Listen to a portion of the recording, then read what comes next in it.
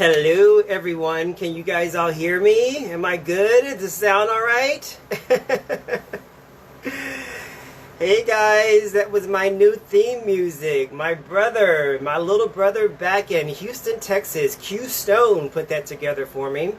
It's a new show this season, new logo, new theme music, everything. I'm really excited about this.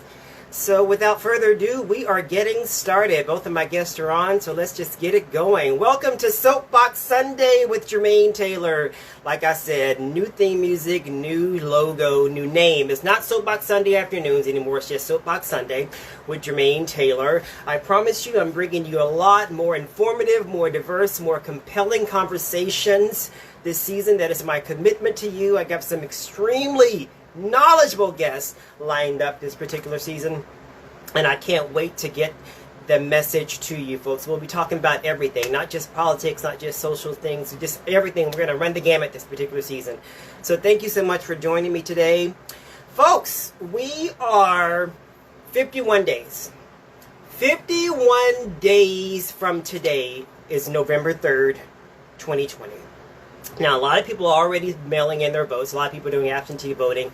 But that is the official day when a lot of people would do it the old school way and stand in lines at these polling stations across the country. And now more than ever, they say this every election cycle, that, you know, this is the election that's going to change our lives. But now more than ever, folks, we have to know that this is the actual election that will pretty much change the trajectory of where this country is going. And we have to show up in full numbers. But today, we are talking about a particular demographic within our electoral system, the Black demographic. Specifically, the Black demographic in 2020. Who are we? What is it that we vote for? What issues are most paramount to us when we go to the polls? For the most part, always been Democrats. And what does that even mean? Why did we even switch over from Republicans? Because we're Republicans to begin with, to the Democratic Party. I have Joy Stephens. Hello, Joy. Hello, Jermaine. How are you today? I am well. So good to see you. I have Joy Stephens, folks. She is so sought after. I tell you, chasing her down is something else. It's like a job. But I'm so glad she's able to. I gotta go. No, I'm kidding. I love this. But every time I turn on my feed, I always see that you're on somewhere, you know, expressing your opinions. Your views are always substantial. They're, in fact, you're a Spelman grad. You're currently a cultural corporate consultant, meaning you place emphasis and a stronger understanding on diversity and inclusion within the corporation. I'm not going to mention the corporation that you work for, because I'm not plugging, because ain't nobody giving me no money. Also, she's the host of Thoughts and Moments Radio, where the focus is on hot topics, trends, news, education, and more. Folks, this woman is someone you want to pay attention to. Follow her. She is always knowledgeable, and she gives you a side of humor with her delivery, which makes it all the much better. I just enjoy you. Thank you so much for being on today, Joy. Thanks for having me. You know, I'm excited to be here, and I love the energy of your show. I'm excited to talk about what we're talking about today, and I appreciate everyone that's tuning in with us. I hope that you get something out of it. I hope so, too. A lot of people watch it in replay, so if they don't catch us in live, they'll definitely catch it in replay. So let's just get to the basic of it. Joy, and this is just a really simple question. Why are Black people Democrats? That's a great question, and give me a moment, because it's going to take a second to answer this. Okay, so in the grand scheme of things, Black people are majority Democrats at this moment, because when weighing the two current powerful political parties, the Democrats seem to be more aligned with the survival of Black people as a whole. And that is really what it's always boiled down to. You know, people love to say, oh, the party of Lincoln was the Republicans freed the slaves. They absolutely did. And they did a lot of things right after the Civil War, such as the 13th Amendment, which actually gave outlawed slavery, except if you go to prison. That's a whole nother story. The 14th Amendment gave citizenship, 15th Amendment, the right to vote to Black men. And so, yes, the Republican Party was getting it in the late 1800s until 1877, at which point there was a compromise between the Dixiecrats of the South, which was basically Confederate 2.0, and the Republicans, which were mostly Northerners, but it was actually, they were both all over. And the Democrats said, tell you what, Republicans, if you take these military occupying forces out of the southern states, particularly Florida, Georgia, and Louisiana, you take those out, we'll let your boy Rutherford B. Hayes ride. Like we'll pretend that he got the popular vote and the electoral college, because this happens all the time. Rutherford B. Hayes got the electoral votes he needed to be president, but he did not win the popular vote. And this was 1876. 1877, they do this compromise. Everybody lets Rutherford B. Hayes ride. They take the troops out of the South, and overnight, violence erupts across the South. People are burned out of their homes. Actually, the only coup on U.S. soil was in South Carolina, because they had a lot of Black people in the state legislature, and they murdered a few people and installed their own government. And this is like 1878, I believe. So the Republican Party kind of left Black people hanging in 1877, and thus began the slow decline and conversion. Okay, well, we got to find people that care about us. It wasn't the Democrats. It's no longer the Republicans. Black people were disenfranchised for almost 100 years until the Civil Rights Act of 1964. And so coming back in 1964, Lyndon B. Johnson was a Democrat. And so now we're Democrats, because it literally has come down to the lesser of two apathetic forces. I'm not going to say the lesser of two evils, because that makes it too simple. Black liberation hasn't mattered to white parties in power, because they're both predominantly white. We only make up 12% of the country. But at this moment, it seems as if the Democrats are more aligned with letting us live, letting us be, than the Republicans. And so that's why you see people voting Democrat. Long answer, but I had to say it all. Well, we had to educate the people, because for the most part, even I had to and I've always been a Democrat, but I've never really dived into the notion as to why am I a Democrat? Because maybe it was just something that I had already just inherently known, that Black people are primarily Democrats. And I knew that my beliefs align with their platforms for the most part, but I've just never really zoned in on the question as to, well, what is it that I believe that they believe? And I felt like to get this conversation going, we needed that foundation. So you put it so beautifully. Thank you, love. No problem. So fast forward, when did all of a sudden, and for lack of better phrasing, the Black vote became a thing? Like, when did we become the game changer? When did they start going to our churches? Well, they can't go to our churches now. And you're like, look for us in record number, to turn the tides of their election. When did that happen for us? That really started happening after the Civil Rights Act of 1964. So all of a sudden, there were Black people that were voting in droves, because honestly, it was very dangerous for Black. I teach a class on allyship and diversity, etc. And in it, I post an obituary from the 1950s, and there are multiple entries: Black man killed trying to vote. In the obituaries in the paper. That's how common it was. Nobody was being convicted of crimes. It's just Black people keep trying to vote. We got to keep killing them. So it's just in the obituary. That's how dangerous it was. So when your grandparents and your great-grandparents talk about people died for your right to vote, they are not exaggerating. Okay. So in the 1960s, when all of a sudden lynching took a back burner, because it never really stopped, but took a back burner, a lot of racism was pushed under the rug with the passing of that act. All of a sudden, you've got a voting bloc. And because Americans as a whole are apathetic about their electoral choices, only about 25% of all eligible Americans even vote. Even in the highly contended elections, most people don't come out. And so when you got 25% of the population that votes, and Black people make up 12% of the population, and they normally vote at a percentage of like 70 or higher, all of a sudden you need those numbers, because we can swing an election. Now, if all the eligible people decided to vote, they wouldn't care. We wouldn't matter anymore. But since to simplify, so many white people stay home, so they need Black people to swing that small group of people that vote. Yeah. So today, this election that's coming up, what issues are paramount? What issues are on the minds of Black Americans as we're sending in our ballots, as we're going to the polls, as we're absentee voting? What issues right now are paramount that are on our minds as we're casting our ballots here in 2020? Okay, good question. So it's hard to say that these are the issues that Black people care about, because Black people as a whole tend to be intersectional. You have Black women's issues as opposed to just Black issues. You have LGBTQ issues that are compounded on top of Black issues. You have trans issues, even though I know LGBTQ, the T is for trans, but the trans population is gaining their voice for the first time in the history of this country, and their issues can sometimes be different. And so specifically in the Democratic Party, I love to say that that party is the party of people that can't agree on nothing.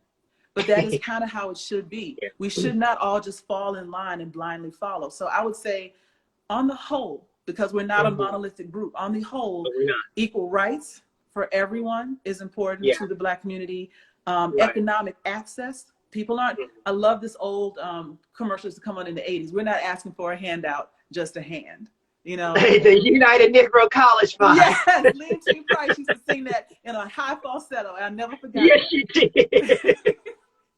But yeah, so people are looking for economic access. They're looking for equal rights for everyone.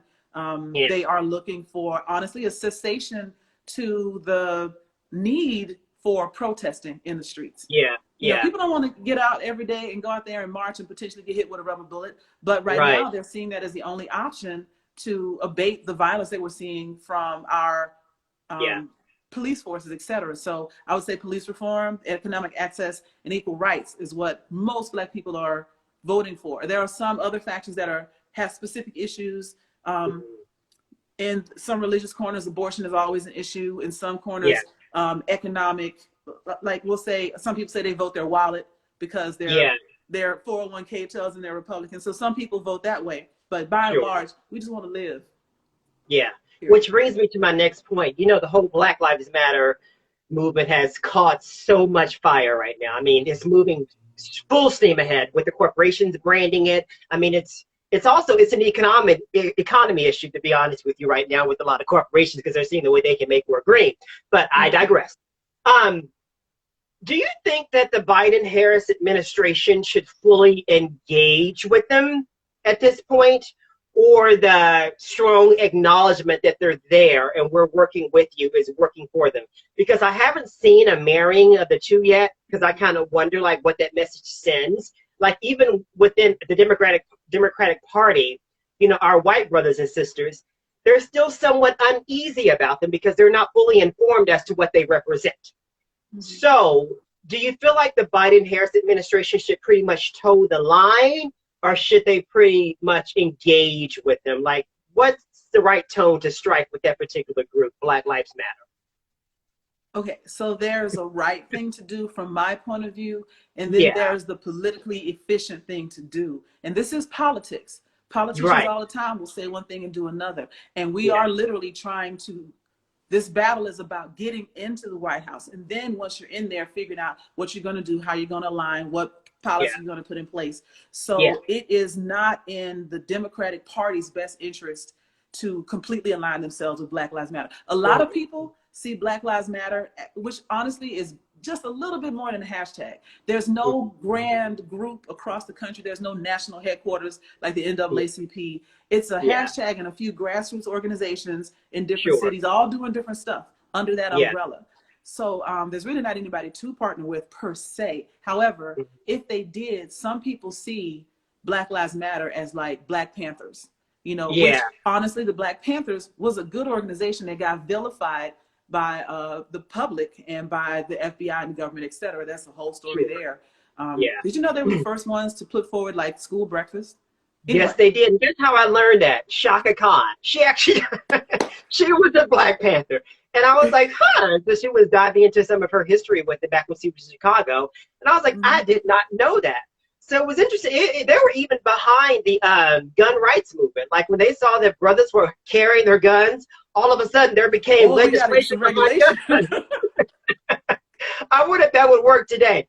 Yeah, it's interesting that you mentioned that, because I hear a lot of talk about Black Lives Matter, and it's always synonymous with the worst parts of it, with the protests in the streets, with the looting and the rioting. And as much as the gentrification of it somewhat rubs me a little bit, when corporations started embracing and branding it, it kind of softened the image a little bit, and a lot more people coalesced So it was a double-edged sword for me. But I just often wonder what kind of a tone that Biden and Harris should strike with them, because, you know, they're a key demographic in our electorate. They are. A lot of us, like a lot of these rallies that I even went to, there were voter registration tables, you know, so they're looking to be taken seriously. But at the same time, you don't want to malign a whole group of people thinking, oh my God, this is what our world's going to be if we vote these people in. So I understand the type what they're talking about. Right. So if Yeah. you watch Biden's last speech, he came out and immediately he condemned the violence going along with the protests and said that Yeah. he understood the need. He understood what people wanted to protest for. Let's not let the violence and let's not let this violent faction overlook or overshadow the message that people are sick of the status quo. And so that Yeah. was, again, that surfing both sides. Like, he never Yeah. said that he was in favor or supporting Black Lives Matter. He said, I understand the right to protest and violence is bad. And Yeah. again, remember, you got small numbers of people voting and you've got a huge undecided factor right now. And a lot of them still are unconsciously steeped in like a level of white supremacy that is embedded into the fabric of the United States. And They don't so even they feel kind of, it. yeah, they don't want to be racist. And so they Yeah. don't want to vote for Trump, but they also Yeah. don't want like Black people to get out of control. So they got to Right. figure out like, where do I go? And he's giving them a pathway to saying, you know, well, yeah, we don't support the violence and we want to help, you know. So that's the demographic that we really got to reach out to, is those undecided voters, because there's more of them than the entire Black group. And Yeah. they have to get their mind right, if you will, about So who you they're going to honestly vote for. believe there is an undecided voter right now? You honestly believe that? Yes. That really? Well, here's the thing. There are some hot button issues that the Democrats turn people off immediately. Abortion is the #1 reason that people will not vote Democrat, because they see it from a religious standpoint, from a human rights standpoint. They see it as just straight up evil. And so you Yeah. can say, you know, the current resident of the White House is a womanizer, and he, you know, you got golden showers and rules and like rumors and all this other kind of nonsense. And he's got mistresses, et cetera, 3 baby mamas. Nobody cares, because that party says that all life is precious. Never mind the killing in the streets. Never mind Yeah. the using of government troops on American soil. Right. Abortion comes out to be a one issue voting topic for a lot of people. And you've got to be able to swing them away from that. Even a portion of them, just this one time, vote Democrat in order for us to alleviate or get rid of the chance of losing our whole democracy. And so people are literally weighing, you know, abortion and reproductive rights versus like the lives of people in the streets. And that is a mind mess right there. Wow. You're a Black woman, obviously. Within our Black electorate, what connects the Black woman to our democracy more so than the Black man? Why are they the ones that vote in higher numbers within our race, Black women as opposed to Black men? Do you know the psychology of that? Or like, how would you explain that? I don't know if I can explain it all. Yeah. You know, Because it's complex. Yeah, it's a lot. It goes back to the idea of intersectionality. Every Black woman has 2 strikes against her. She's a woman and she's Black. And we as Black women get pushback from our Black men about staying in our place. The same men who say they want equality and freedom and liberty, etc., will tell a woman, well, you know, you have a traditional role, and if you want to get a man, you need to do this. There's a whole lot of misogyny that is allowed to exist even while racism is here. So there's more impetus for us to vote, and to vote for the group that is going to be, again, the closest to getting us equal rights, even within our own demographic.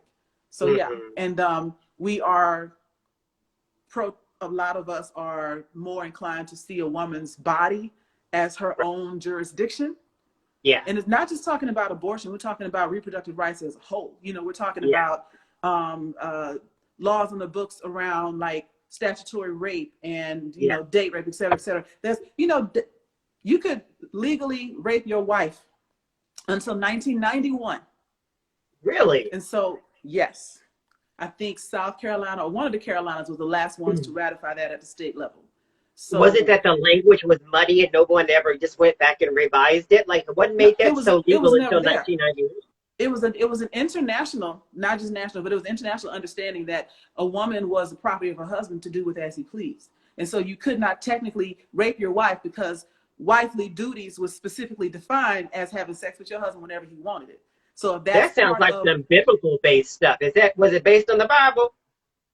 it was based on an interpretation of the Bible. You know, it just depends on how you look at it. That's Yeah. a whole nother show. Talking about interpretations of the Bible is a whole nother show. But the point I'm making is, as Black Yeah. women, we got a whole lot more at stake. Not that it's Yeah. not to discount the things that our men have been through, but we see everything they go through, and then we see everything they go through plus what we go through. And Yeah. so we have more Because we're interest to taking vote. care of them once they get, away from the war fields, you will. Once they come home, they become your issue, your burden. You're nursing their wounds to send them back out. You're totally right. I get it now. So, Black women, the effects of Kamala Harris being on the ticket, what did it do for the Democratic ticket on the whole, you think, in your opinion? It locked down, again, I'm speaking in generalities, and I don't want to say every Black woman is going to vote because of Kamala, but it definitely locked down a large majority of the Black women voters. And honestly, I'm going to tell you a secret. If he had picked Elizabeth Warren, I was still going to vote for that ticket. Yeah. You know, he could have picked Poppin' Fresh from the Pillsbury Doughboy. I was voting on this ticket because there's a lot at stake right now. It's a lot at stake, right? Yeah. So, I think having Kamala, again, she's got, love her to hate it, she has got a deep understanding of what needs to happen from a police reform standpoint. Even though she was a prosecutor, and a lot of people are like, oh, she locked up Black men. Every prosecutor locks up Black men. That's the job. You know what? It was within the scope of her job, so I don't understand the disconnect there. There was Black people, they kill me with it. They feel like we get in these positions of power. Even they did that with President Obama, and all of a sudden he was going to go soft on us. Had he done that, he would have been put out of office well before it was time for him to go. You know, so that argument that people just say that she was a top cop and she put a lot of Black people in jail, when you go back and look at her record, it's like, well, she could have been a little bit lighter on this one, but she was much more in favor of us than you know. I felt like it was those talking points and that rhetoric and those buzzwords people ran with that sort of gave her that smear. Yes. Yeah. Yes. But she's especially when you consider the Black sororities and fraternities, she's got that Black Electorate organization vote on lock. For sure. Yeah, when she gave that nod during her acceptance speech and mentioned Divine Nine and HBCUs, I was like, okay, girl, I hear what you're doing. And it's strategic. She had me coming and going. I was like, yeah. Yes, indeed. It's like she just gave a voice, to us all of a sudden. I mean, I didn't go. I want to touch on that just for a quick second. You cannot question her Blackness. This sister went to Howard University and pledged the oldest chapter of the first Black sorority. It don't get no blacker. You know what I'm saying? No. Like, don't test her on that. It's funny because they only question our Blackness when we're doing great things. You know, when you're locking us up, you're blackety black. But when you assemble to those higher heights, those levels that they're like, oh my God, you're doing this. Well, they might not really be all Black, and it's just interesting the way they wrap their minds around accepting that. They did the same thing to Obama. They did the same thing to Colin Powell. Yeah. I guess, well, Jay, they just give a Black man a hard time. What are you hearing on the streets, Joy? You mentioned undecided voters. I know you live in Atlanta, but you're from Houston. Will Texas possibly be a game changer? Or is that just wishful thinking? There's an AKA here. I really can't call it because I talk to a lot of people in my hometown. So Texas is really 4 states. It's the state of Houston, the state of Dallas, the state of Austatonio, and then the state of everything else. And everything else is going to be red forever. Yeah, for the most part, Rural Texas is red. Houston has been living, there's actually a Facebook group called Living Blue in a Red State, or Living Blue in Texas, and it's mostly Houstonians. Oh, really? Yeah. But here's the thing, Dallas is more red than blue, like leaning that way on the scale. And Austin would be blue except for the excessive gerrymandering in Central Texas. There are parts of things that are considered in Austin's counties that go doggone near to Dallas, which is 4 hours away. And so they never can win anything from a voting standpoint because their districts have been gerrymandered so much that it literally makes it impossible. That's why gerrymandering is such a problem, because they just slice the district to dilute the power of the people in the concentration where they live. So I don't know if we could ever turn Texas blue, so to speak. I do think Florida and Georgia are on the fence. But Texas is going to be, because you have to so overwhelmingly vote blue, like it'd have to be almost an 80% flip in order to get that state blue, just because of the way the electoral college is done. Exactly. Right. Yeah, Texas is sort of designed to stay red. You know what I'm saying? I feel like over time, and maybe not even in our lifetimes, we'll see a purplish that we are now. I had a lot of hope when Beto was running, and I saw like, wait a minute, the tides are changing.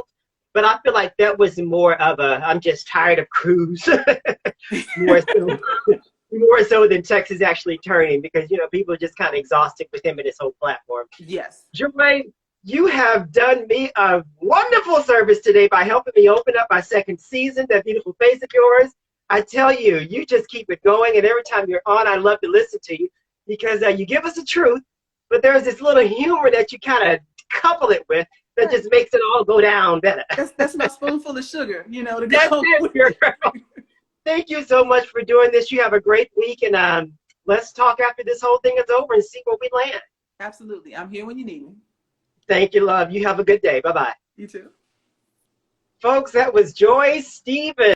Joy Stevens, I tell you, she was just, I mean, she sought after. Every time I turn on my social media, I'm getting some kind of alert where she's on a different panel. She's doing this, she's doing that. So I was really, really happy when she accepted the offer and helped me open up my second season today. So my next guest here, folks, is Dr. Richard Reddick. Well, I tell you, me and this guy go back like Cadillac seats.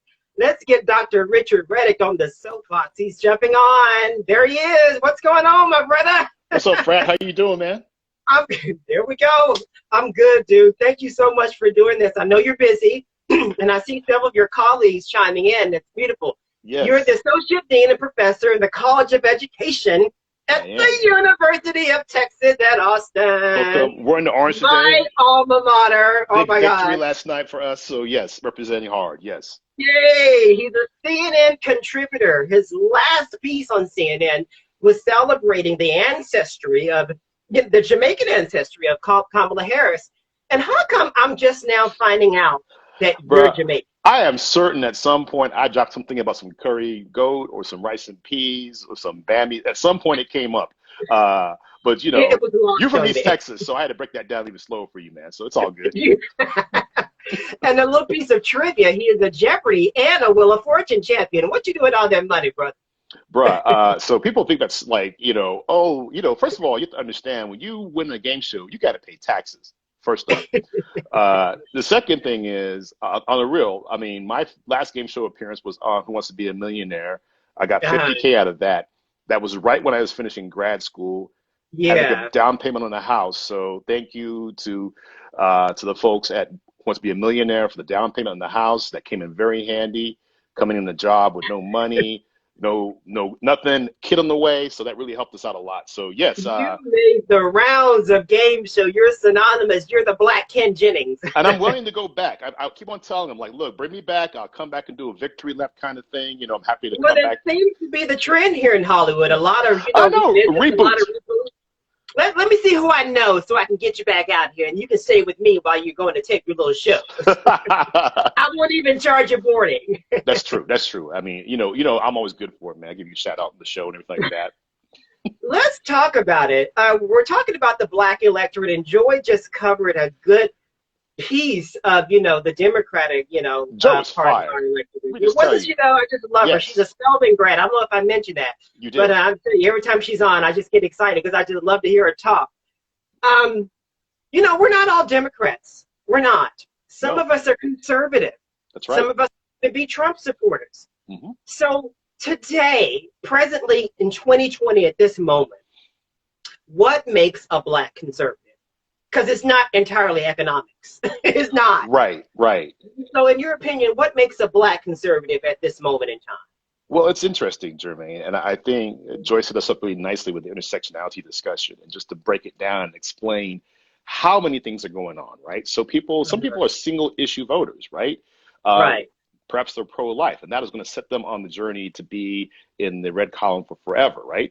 And there's also a classic republicanism that goes back to the 1930s, really, where, and I mean, I think Joyce says it really nicely, but back to the days of Hoover. There are people who believe in that, and were very anti-New Deal, and even further along the issues of the Great Society, right? So there are people who feel like individual merit and achievement, and I think it's interesting to note how many folks who identify as conservatives come from those kinds of individualistic traditions, right? They're in business. They excelled in a field of endeavor like athletics, right? Where individualism really does sort of speak to your accomplishments. Also, the economic message, too, that is traditionally part of the Republican message, which is low taxes, less government intervention, deregulation, and so on and so forth, which ostensibly people argue is good for business. It actually isn't, but that's what people think. But nevertheless, I mean, there are some sort of logical reasons why people might at least opt to consider. And I think Joyce said something really important, which is, you know, the take it for grantedness. And this is something that's been somewhat successful among the Republican Party. They've been able to sort of question the presumed assumptiveness of the Black vote. Like, that conversation has been going on for a long time, right? And it's important to, it's important to note that up until 1936, you know, 1930, most Blacks really gravitated towards the idea of the party of Lincoln. That was a resonant discussion, as Joy made it. Because of the freeing of the slaves. Okay. And Joy made the great point about Dixiecrats. That was not a helpful sort of situation. When FDR comes to the office, first of all, Hoover wrecks the economy. I mean, absolutely destroys the economy. Right. And over time, you see that shift happening right there. And what's really interesting is the rhetoric, what do you have to lose, is not a new thing. That's what they were saying back in those days. They were like, look, it ain't working out with Hoover. You might want to come on our side for some things. And of course, you go from, I believe FDR had a minority of the Black vote to having 70% of the Black vote by 1936.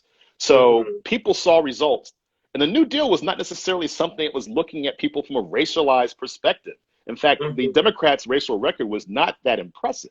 However, the economic opportunities that were afforded by the WTPA and other New Deal organizations gave Black folks opportunities.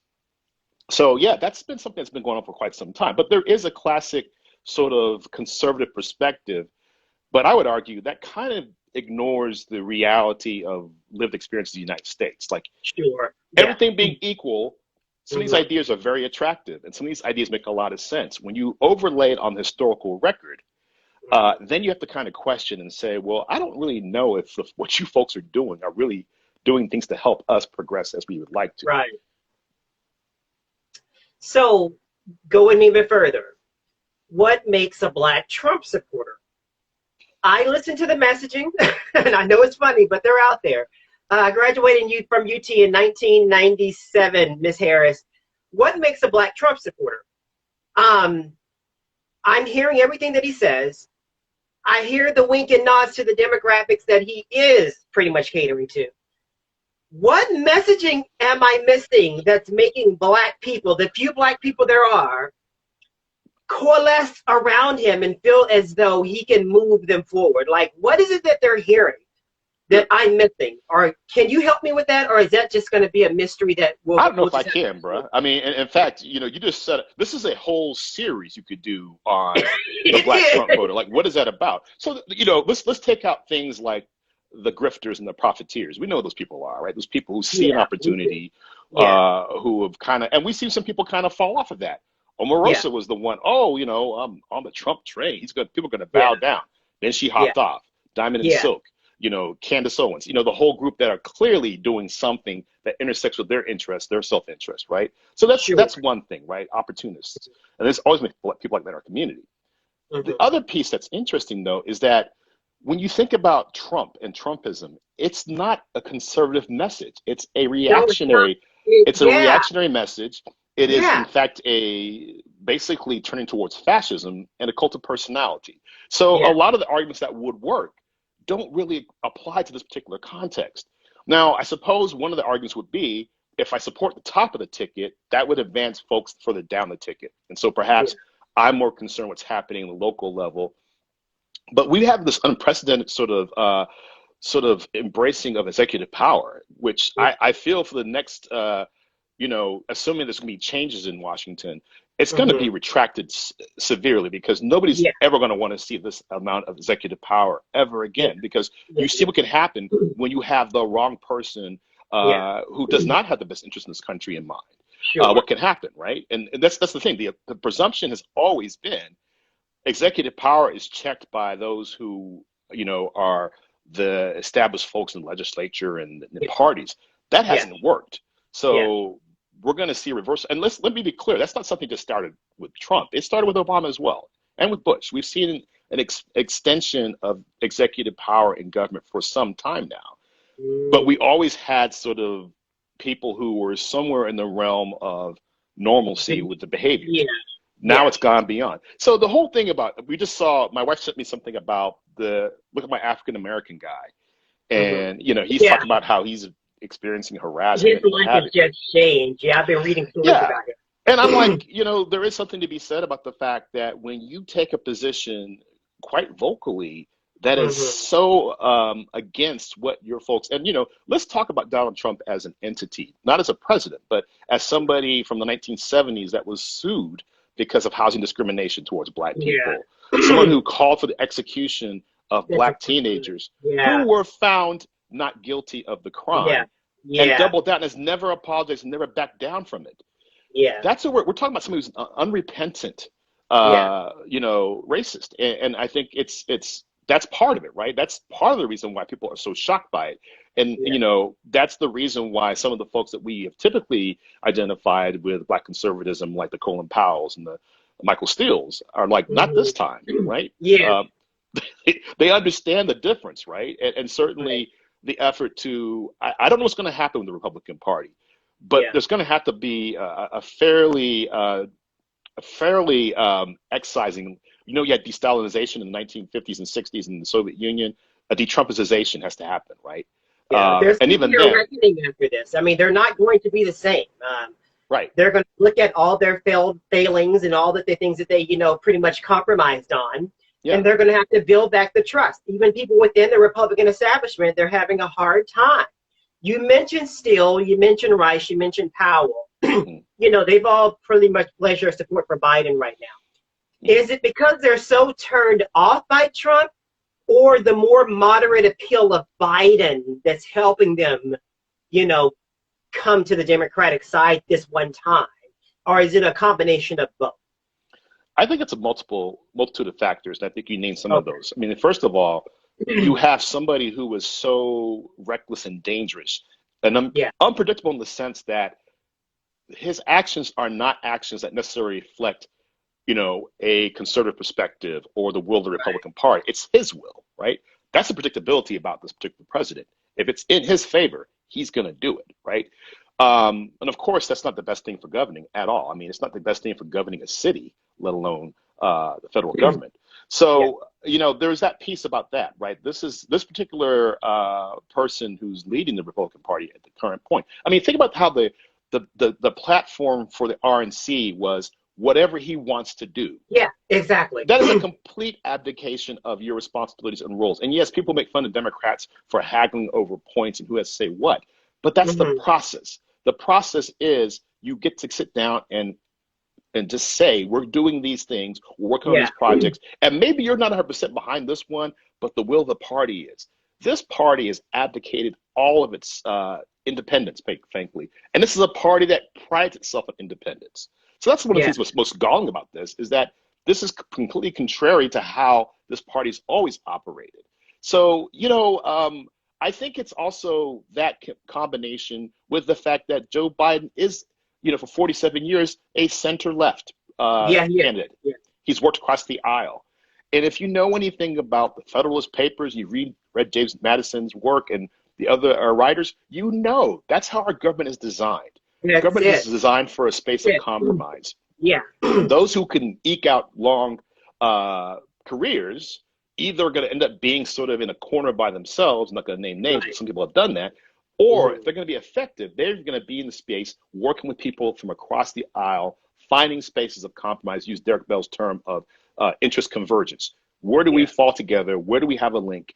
And working on those kinds of things. So I think it's that as well. I don't know if those leaders would feel the same way if it was Elizabeth Warren or if it was Bernie Sanders, right? But you're right. So it's a kind of a confluence of a lot of things.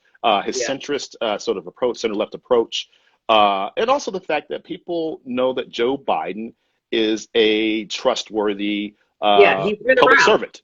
Yeah, we've seen him. Yeah. He's behaved in a way that a public servant should behave.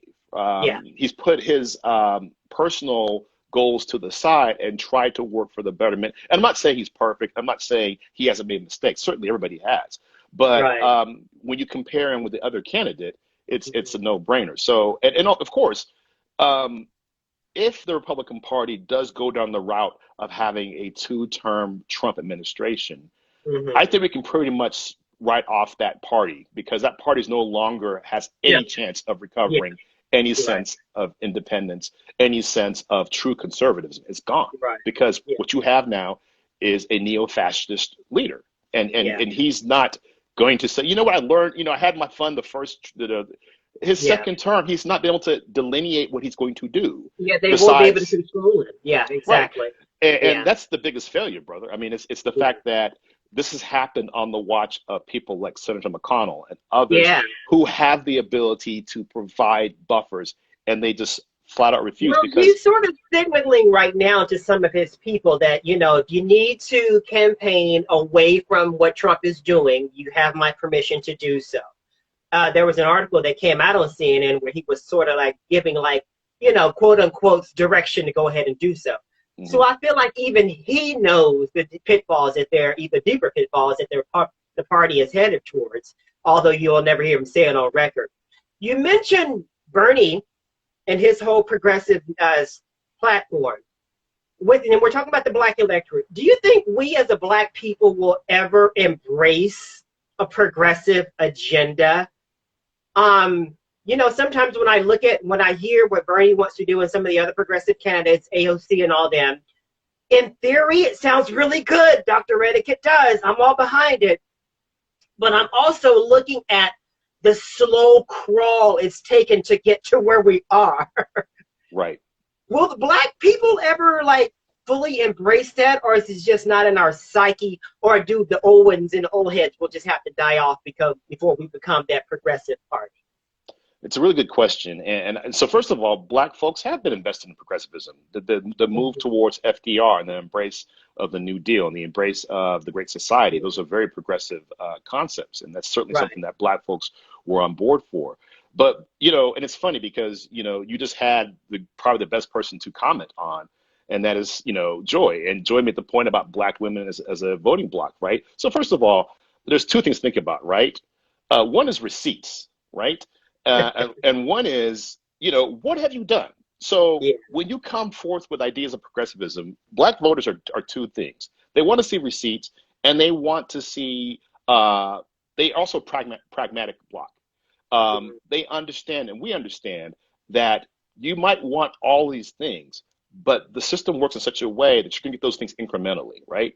And every so often the dam breaks and something really bold and courageous comes forth. But the reality is people want to, first of all, know what you've done. And that's the whole point of FDR's rise and the ability of the Republican Party to lose the Black electorate from that time, the 1930s, because FDR started making economic gains for Black people.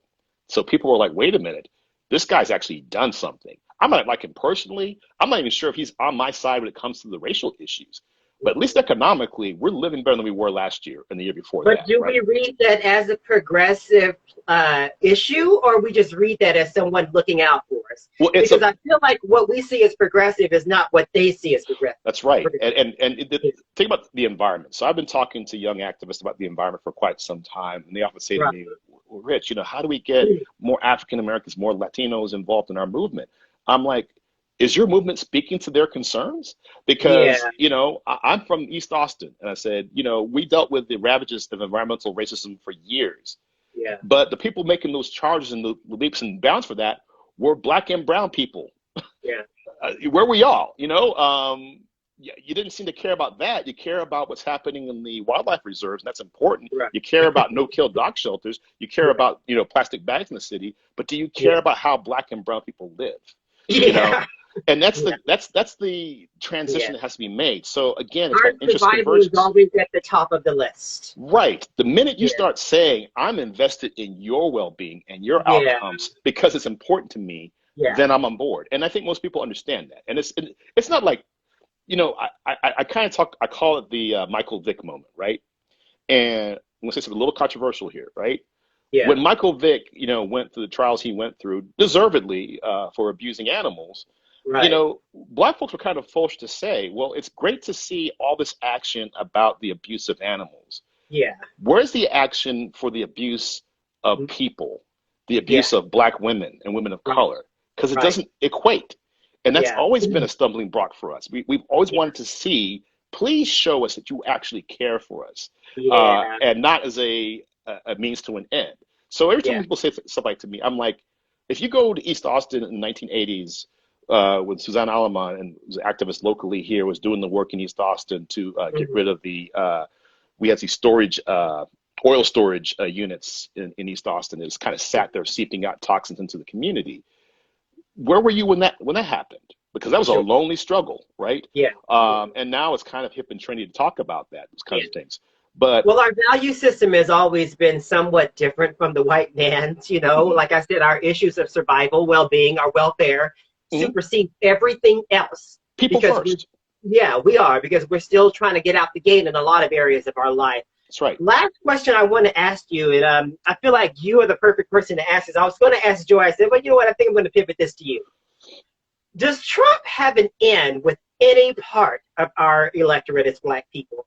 You saw at the RNC where he was parading all these Black people, with the exception of Tim Scott and Herschel Walker. I didn't know who they were.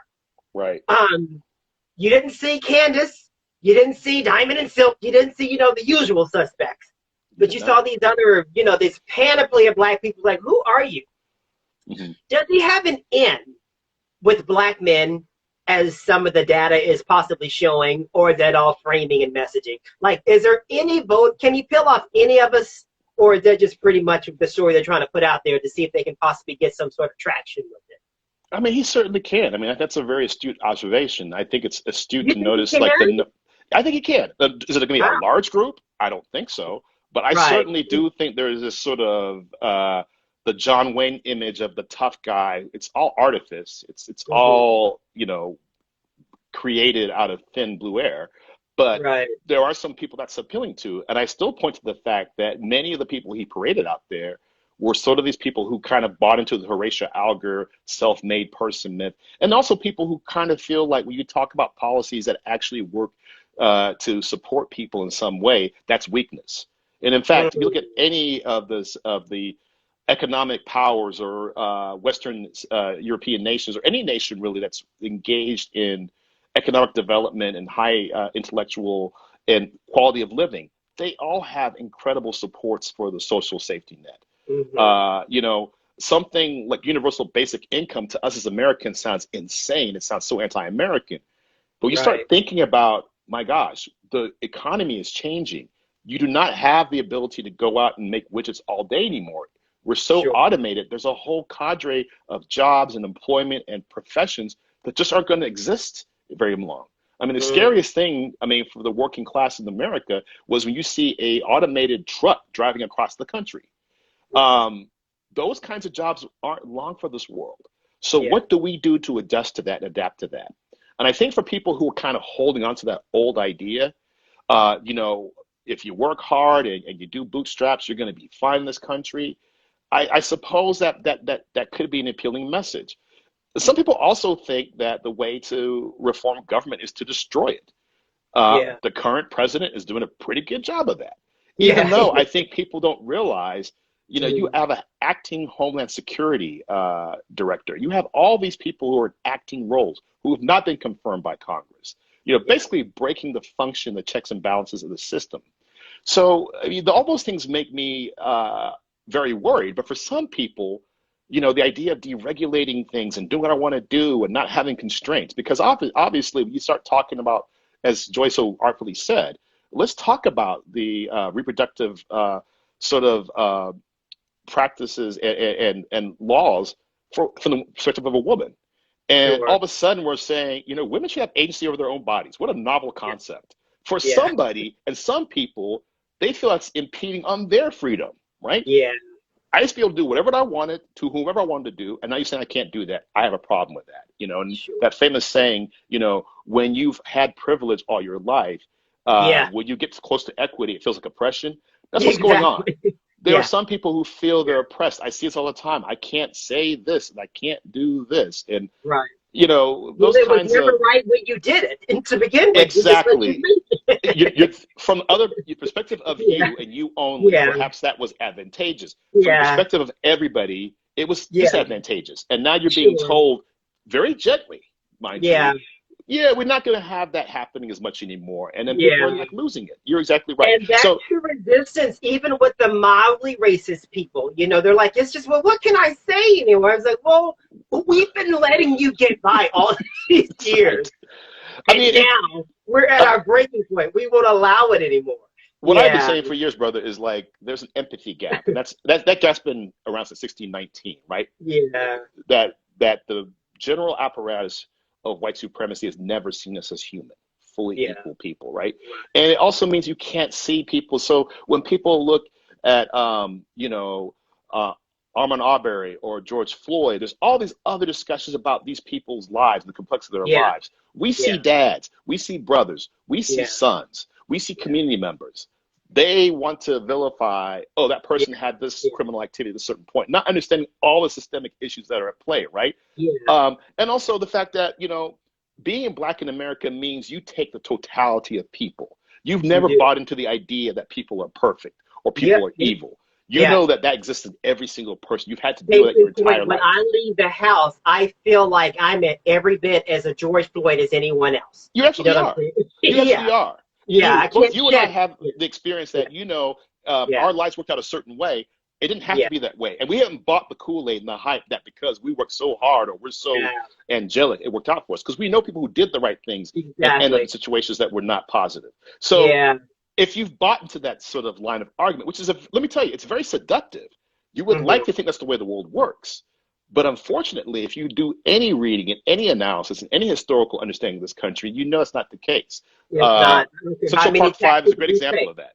Those brothers were brought in and vilified, and if not for people who are often vilified, like you know, Al Sharpton, Reverend Al, you know, which is, you know, I often notice people have huge problems in that part of the world with people like Al Sharpton or Jesse Jackson.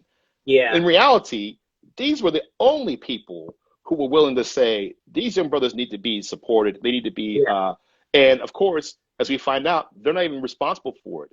So if you think, and of course, what really is interesting to me, Jermaine, is that a lot of people have this belief until it happens to them.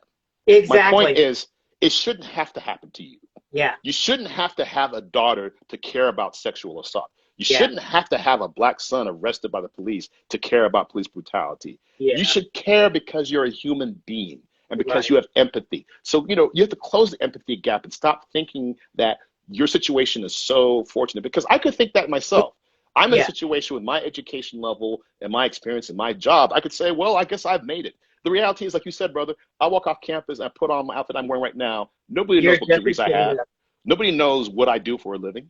So once we get to understand that, and I do think it's a little bit of, like, again, seductive. I would love, and I reject the idea that being in the military, because Alan West is another person that's often talked about as, you know, military people. Let me jump in here, Richard. We can talk all day long, but we only have a good hour here on Instagram Live. Yeah, you better pull me aside, if I remember anything about my fraternity brother, he can talk. True. That's what I do for a living. Yes. But I am going to bring you and Joy back, because this is worthy of a part 2. I swear to God, I was getting sort of excited. I was like, wait a minute, my time is going up. Richard, we will have to revisit this a little bit closer, or maybe even after the election. I swear to God, I am on the ground doing what I can. I'm already registered. Oh my God, our fraternity, Dr. Cunningham is on. Let's tell Dr. Cunningham hi. Oh, what's up, bro? Yay, what a wonderful Dark thing, girl. I Cunningham. love this reunion that we're having. Yes, You have yes, a great Sunday, and I thank you so much for just giving me a soapbox, a little bit of your time on my debut, and for yes. my second season debut. And I tell you, you're coming back on, both you enjoy. We're going to continue this conversation, my friend. Well, Jermaine, you're killing it as usual. You've always had this gift of the gab. The facilitation you're doing is excellent. So Yeah. I'm hooked, man. So I'm in. So yeah, All absolutely. right. I'm going to have you, Joy, and Dr. Cunningham. That's going to be one hell of a panel, because that right Okay, there, so that's just so my you know, Dr. Cunningham talks more than I do. I'm just saying. Oh, I know. He was on my pilot, so my God. I swear to God. All right, my friend. You have a good week, and thank you so much for being a part of my season 2 opener. Yes, my brother. Peace out. Take All care. right. Peace to you. Folks, I am really, really, really happy with this one. Yay! We have got it started here, the second season. Wonderful conversation, wonderful steering of the conscience, folks. We have all of our marching artists from these beautiful personalities, Joy Stevens and Dr. Richard Reddick. We're going to take these nuggets, invest them in ourselves, and make our communities a lot better, folks. This is my season 2 opener. Next week, we are celebrating the Emmys, the night in television. I have 3-time Emmy winner, Todd Holland, sitting with me the entire hour. We are going to talk about his storied career from the Larry Sanders Show to Malcolm in the Middle to Wonder Falls. Folks, I cannot wait to have this 3-time Emmy winner sitting and jumping on the soapbox. So until next week, thank you, folks. Wonderful, wonderful for a beautiful season opener. And I will talk to you guys next week. And have a good week, guys. Bye-bye.